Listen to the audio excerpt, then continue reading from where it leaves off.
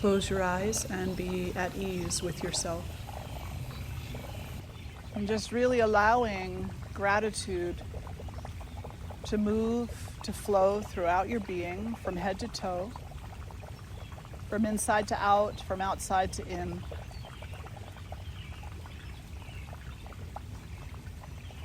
Allow gratitude to be your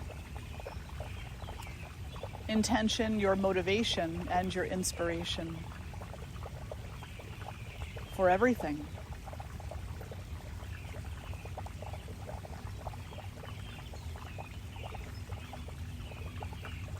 And draw the hands together in front of the heart. And we'll start with one Om. Take a breath in.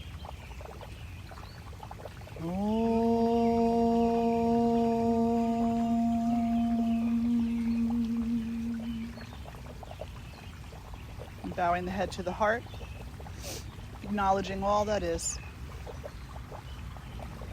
And draw the face to center, release the hands. In thinking about what to talk about today, gratitude, absolutely. And maybe some aspects of gratitude that we don't often think about.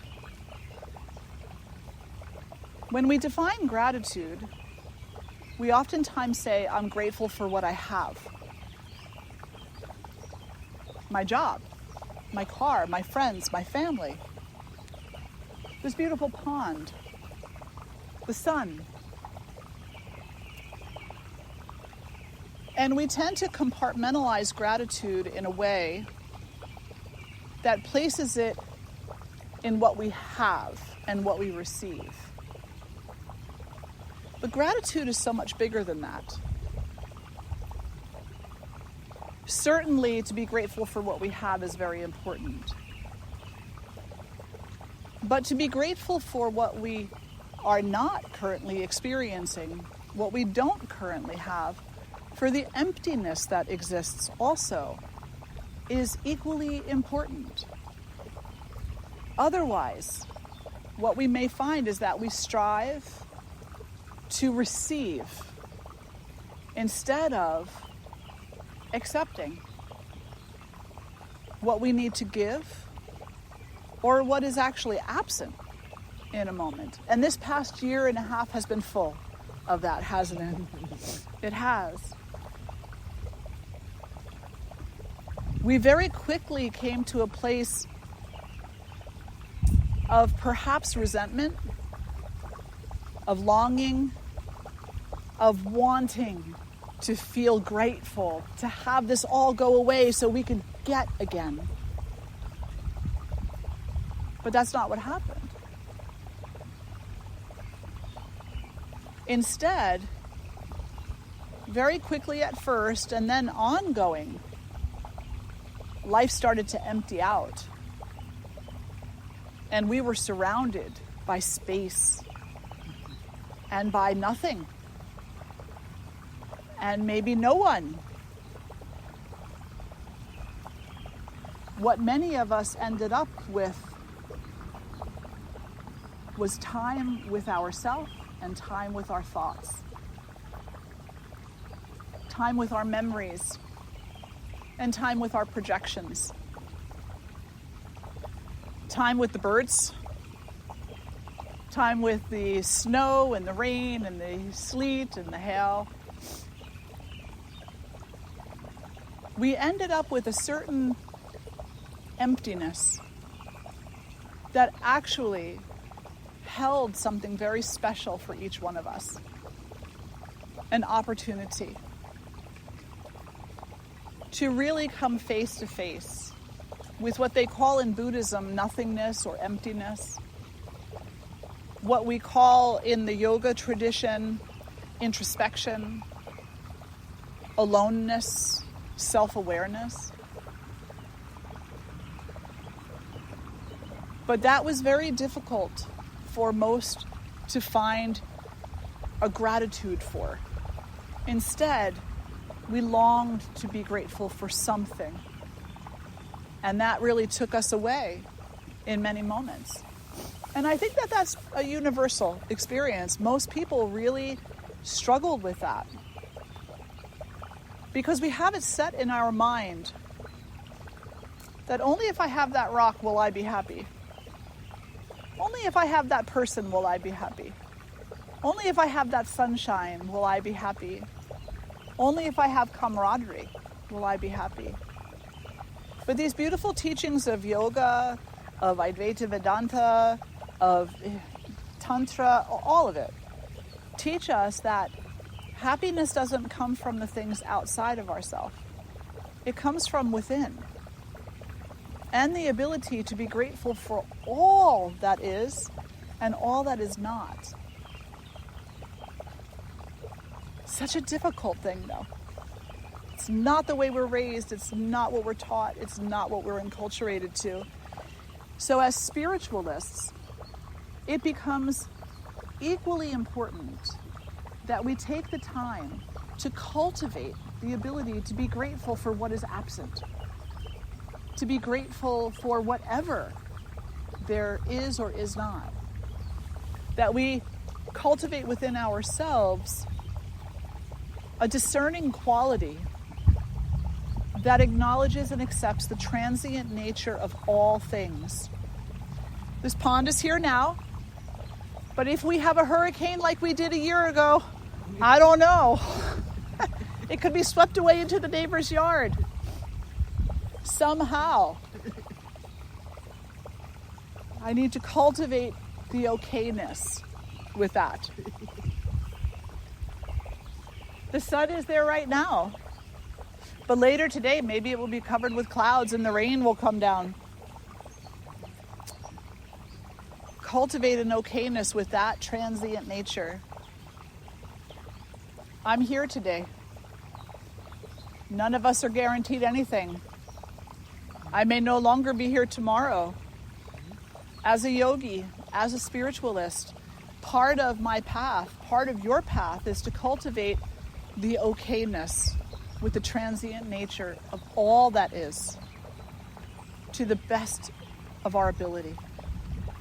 That's going to be different for each of us.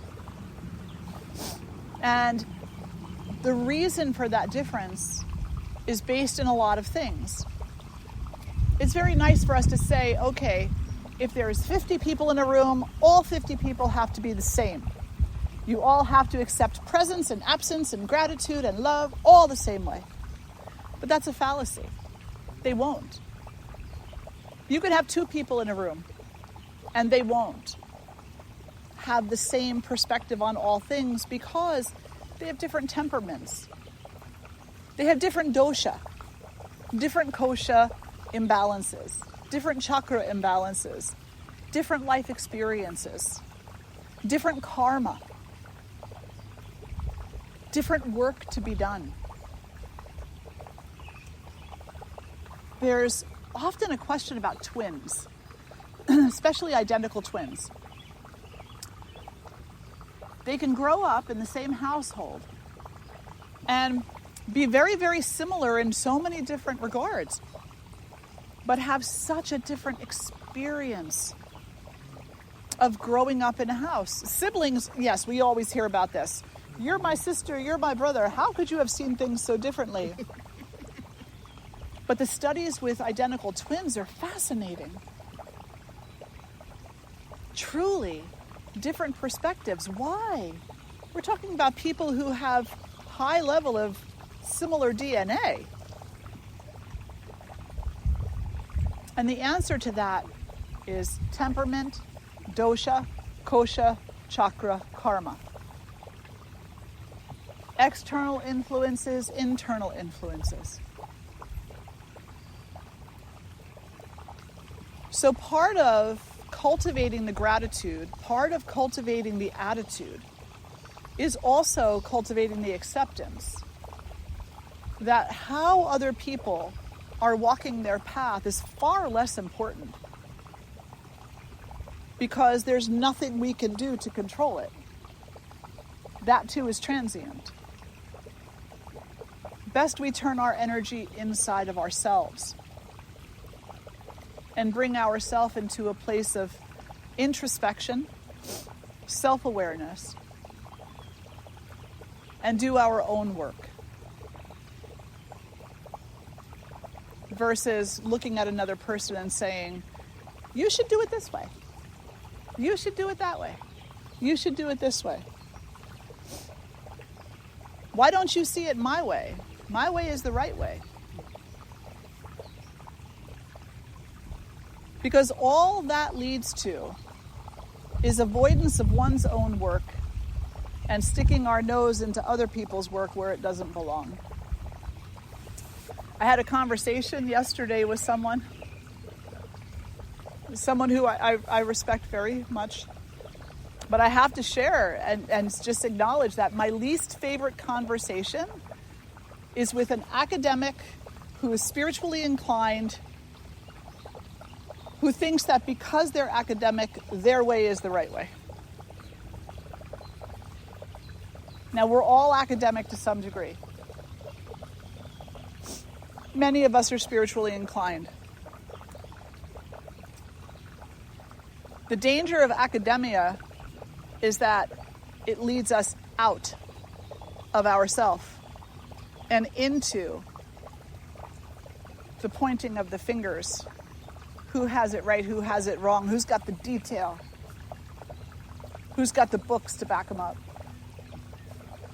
Spirituality isn't about books. It's about taking that energy and bringing it inward to the center of the heart and correcting within yourself whatever it is that needs to be correcting so you're not suffering so much. So I'm not suffering so much. It's personal. It's internal. It's not about getting everybody else to line up and say, Swamini's right. Yay! Raise the roof. Please don't ever tell me I'm right. Maybe what I have to say has something valuable for you. Maybe it has some inspiration or meaning for you. But I would never make the assumption to say this is right for you. Because I'm not you. All I can do, and all you can do, is offer the best of your experience and your understanding of that experience without the requirement that anyone else live that experience, because that is impossible. They will have their experience. And perhaps by giving them that space, by allowing people to have their own experience of this life, perhaps we'll open our own selves up to a greater and more complete gratitude, to a deeper and more profound practice, and to an overall acceptance that allows us to really become more connected with one another. It's very difficult to be connected to anybody when we're busy putting them down or correcting them or, laying out their plan for them. Yeah. So gratitude, this idea that gratitude is not just what comes to us, it's also what leaves us. It's not just what we have, it's also what we don't have. Gratitude is just, and I don't mean just in a non-valuing way. Gratitude is simply what is present now, what is here now, what is not here now. Grateful for being. Period. Just grateful for being. In the Bhagavad Gita, Krishna tells Arjuna, you have no right to the fruits of your actions, to the fruits of your labors. Attachment to the fruits of your labors is what causes your suffering. Let go of that attachment and just do the work. The work is what you have a right to. You have a right to sit in your chair. You have a right to sit on the floor, on the ground. We have a right to listen to the pond and be joyful. We have a right to listen to the pond and be irritated by it. We have a right to work to understand why we make the choices that we make. We have a right to the work, but not to the outcome.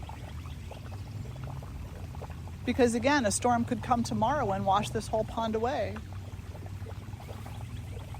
What you gonna do?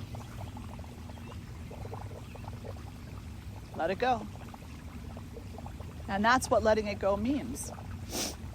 It's not going through our Facebook friends list and deleting people. I love that. I'm gonna let it all go. I'm letting go of the worthless people. People are not worthless. Only our attitude.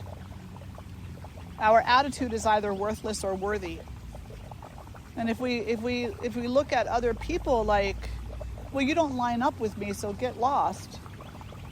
Certainly there are people who have harmful energy and harmful behaviors. We should keep our distance from them, but it's not because they're worthless. It's because they're not sangha. They're asangha, not sangha, not like-minded, not supportive. And so we love them from a distance. We wish them well because we come to a place through gratitude of understanding that until their suffering is alleviated and they come into a deeper way of knowing themselves and their life and their own happiness, we're all stuck here suffering. Because as Ram Dass reflected in his book Meditation, any one of us can climb to the top of that mountain of meditative awareness and awakening, but not one of us can stay there until all beings are free from suffering. As long as one is suffering, we are all responsible. Yeah. So let's close the eyes for a moment. Just take a moment to breathe that in and to breathe that out. As long as one soul is suffering, we will all continue to suffer on some level. Because our dharma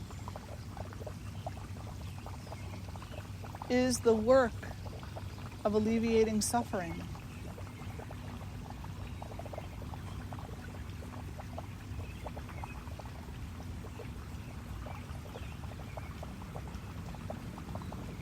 And then gently open the eyes. In Ayurveda, in yoga, Hinduism, Sanatana Dharma, the human being exists via the elemental sciences. So we're a combination of the elements: fire, air, water, space, and earth. And so these elements, these subtle elements, come together in very specific combinations to create you and me. And we call that combination your dosha. And the doshas fall into three primary categories: vata, pitta, and kapha. The gunas. Correct. Well, no, not the gunas. Yep. Vata, pitta, kapha, the doshas. The gunas are rajas, sattva, and tamas. Yes. And so our particular dosha that we were born with is called our constitution. And so that elemental combination is by some considered to be our optimal combination moving through life. But we're constantly being bombarded by externalities and internalities. And so our elemental balance is typically always off. We have more fire, or more water, or more air, or more space, or more earth, and it has a consequence to it. When the subtle element earth is too much, we have too much of it, then mentally and emotionally we may become lazy, lethargic, stubborn, stuck. Physically, we may become larger framed. We may become slower. Our heart may labor in its work. Our breath may be labored. We may be prone toward different illnesses like diabetes. So the elemental balance within ourself has a consequence to it, one that either brings a greater harmony or illness and suffering. So that's dosha. Kosha. Kosha are the 5 levels of experience of life. One is through the physical body. The next is the energetic body. The next is the mental body. The next is the intellectual body. And finally, the bliss body. And then at the center of all that is what we could call the soul. Some people say it is the soul. But in yoga, it's called the Atman, the true self. And the true self is covered by these koshas or sheaths. And our perception is colored by that, because our mental sheath is one of them, right? So our perception of the world is very much impacted on how we experience life through the physical body, through the energetic body, through the mental emotional body, through the intellectual body, and through our concept of what is happiness. What is bliss? Is it to be grateful for what we have and what we receive? So if we reconnect, become aware of, open to our true self, our inner self, the Atman, then it means that we are becoming more detached from the goal, more present in the moment, and genuinely just more grateful for everything that is and that isn't. It's just being. And it's not a gratitude that's like, oh, I'm just so grateful, yay. It doesn't have the yippee yippee hooray hoorays with it. It's just a contentment. It's like, I'm okay with this. And I'm okay with that. I'm okay if the pond is here. I'm okay if it ends up in the neighbor's yard. I'm okay. So we don't have so many fluctuations, right? So the koshas, the 5 sheaths of existence, they absolutely color us, color our perceptions. The chakras, of course, the energetic centers of the body, which are actually meant to be meditative focuses in certain practices. But over the years, there has been a whole science surrounding them that has taken them away from the meditative focus within the body and put them into a bit of a marketing ploy, for lack of a better way to put it. Be sure to get your red garnet necklace. That costs $299. Make sure you wear your red t-shirt with the chakra symbol on it. The chakras, let's looking at the heart chakra. The heart chakra is not green, although green is associated with it. It is not pink, although pink is associated with it. It is not the rose quartz, although that has been associated with it. The heart chakra is devotion. It is bhakti. It is love. It is also the physical heart. And the congestion and stagnancy that occurs in the physical heart when our bhakti is not right, not correct, not straightforward, when our love is stagnated, when our gratitude is stagnated. And then what we experience is difficulty in the physical expression of what we call anahata, the heart chakra. But it's not just the heart. It's the heart, the lungs, it's the whole body as love is expressed through the whole body. It is the whole mind as love is expressed through the mind. It is your very being as love is either expressed or not. That will tell you the condition of your heart chakra. And there's sacred geometry that we can focus on that will bring a benefit to us by way of opening our ability to love more profoundly and more completely, to be grateful for not only what comes to us, but also what leaves, to be able to love others from a distance, understanding their worthiness. And also coming into a profound understanding that sometimes the reason to keep a person at a distance is not so they won't harm you, but more so you won't harm them. Because the moment we see someone as being unworthy of our friendship, unworthy of our love, unworthy of us, then they also become unworthy of security, safety. We are more prone to harm in our words, in our intentions, in our actions, that which we see as unworthy.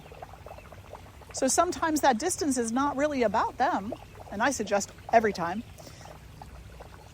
It's about us. It's about us, and it's about clearing out those chakras,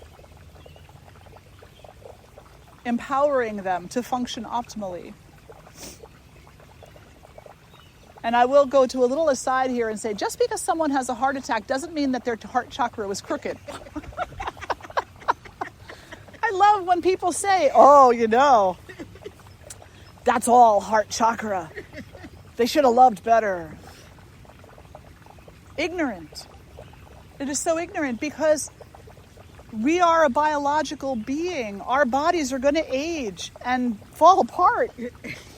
And we're going to die. Death is not, right, death is not the punishment. And actually, in certain circles, it's considered to die a good death, the reward. Yeah. It is the reward for living a good life. So when you see someone who has had a heart attack, or who has diabetes, or who has this, or who has that, don't judge why they have it. Have compassion for their experience of it. May they learn from it something, because every obstacle has a lesson to it. In Japan, I can never remember what they call it, but where they take the broken pottery and they mend it with gold. Hijiki? I think, because that which is broken still has purpose, is still beautiful. And in Hinduism, in yoga, there's a goddess, Akilandeshwari. And she is the goddess who is never not broken. Yeah. She rides atop an alligator. And alligators are very fierce. They roll their prey in the water. They roll them and roll them and roll them. And it's like being on this life journey of being rolled over and over and over again. And she's sitting very elegantly on top of the alligator. No saddle, no harness, not holding on. She's just, here. Varada and Abhaya Mudra, the mudra of fearlessness and the mudra of giving and receiving all that there is to give and receive. And the alligator is tame because she's not affected by it. Equanimity. Your fearlessness and accepting the good and the bad with fully indifference. Exactly. Whether you roll me this way or roll me that way, it's all the same. Exactly. I know I'm going to get rolled. Okay. Whatever you're going to give me, I'll deal with it. Sometimes people get upset when you say, the universe won't give you anything you can't handle. And they say, oh, that's not true. I can't handle this. Like, that's not true. You are handling it. You're just not happy with how you're handling it, or that you even have to.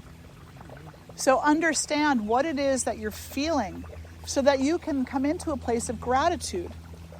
Because yes, maybe it is the most horrible thing that has happened to you. But for every ending, there is a beginning. For every death, there is a birth. For every obstacle, there is a solution and a lesson. For every closure, there's an opening. It's the way of the world. It's the way of nature. And so really, instead of looking at what comes to us as a curse, we can allow ourselves to be grateful for whatever is and just do the work. Just do the work. Then what we'll find is that our life will be a happier place. It will be a more content, balanced place. Our relationships will be more content. We'll have more energy because we won't waste so much of it. And we'll start to see the beautiful little details along the way, because we won't be so focused on when we're going to get over there to the extent that we're missing here. Yeah. Mata Lakshmi, the mother of abundance. Sit with her and spend some time just listening to the water, invoking her essence. Let's sit tall and close the eyes.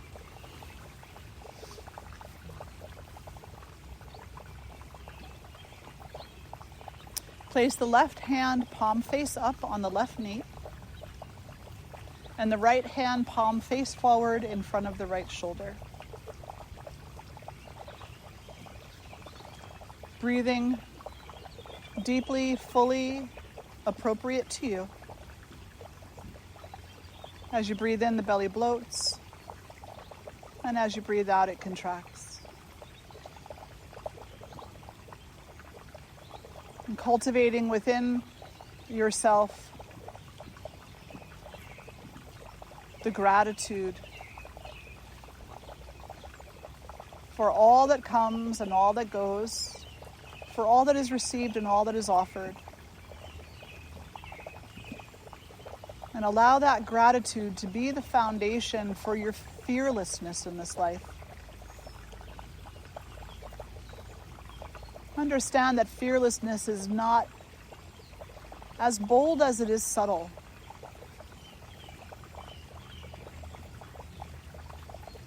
And it is based in understanding that either way, I will be okay.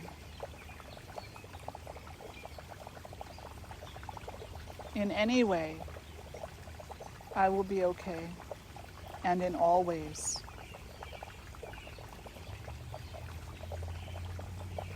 I offer this and that, all that is and all that isn't. I accept this and that, all that is and all that isn't. And in the midst of that spaciousness, I allow my heart to open, my mind to be free, my love to flow, and myself to be one with all that is, with the divine, with each other.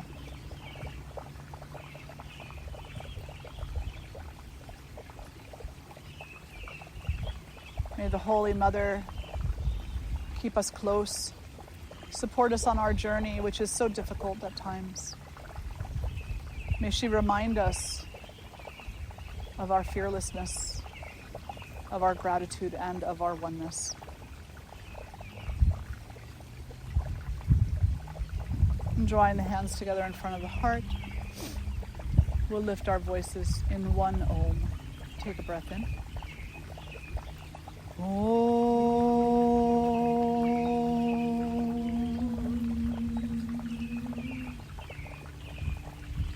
Bowing the head toward the heart, acknowledging all that is. And draw the face to center, release the hands. Flutter the eyes open. Hari Om. Namaste.